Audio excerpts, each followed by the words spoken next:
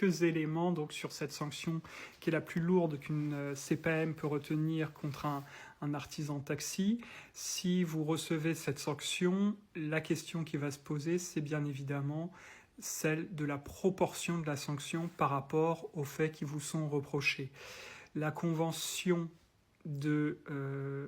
nationale donc, sur le conventionnement des taxis, donc, qui est entrée en vigueur là, au troisième trimestre 2025, prévoit plusieurs sanctions possibles. On peut avoir simplement un avertissement, une sanction, une suspension provisoire, une suspension assortie d'un sursis. Donc le déconventionnement, c'est la sanction la plus lourde. Et bien, il va falloir vérifier si les faits qui vous sont reprochés sont suffisamment graves pour justifier une telle sanction. Ce qu'il faut également avoir à l'esprit, c'est que cette sanction doit être mise en œuvre qu'après le respect d'une procédure contradictoire.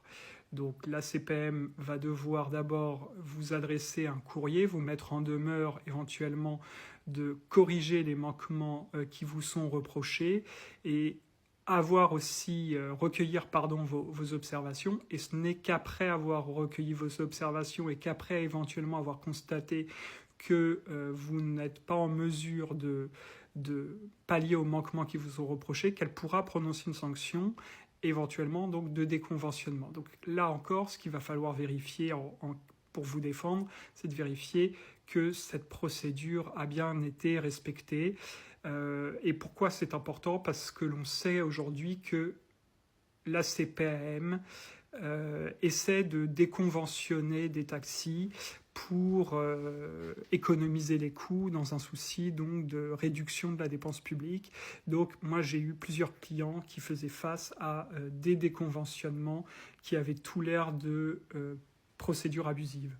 Sur les voies et délais de recours, vous avez tout d'abord donc la possibilité de faire un recours gracieux devant la commission de recours amiable de la CPM.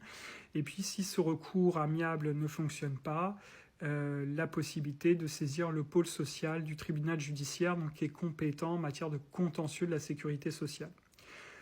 Les préjudices, lorsque vous faites face à ce déconventionnement, ils peuvent être importants puisqu'ils vous privent parfois de la possibilité de travailler, donc éventuellement vous pourrez demander la réparation de vos préjudices du fait de cette décision abusive.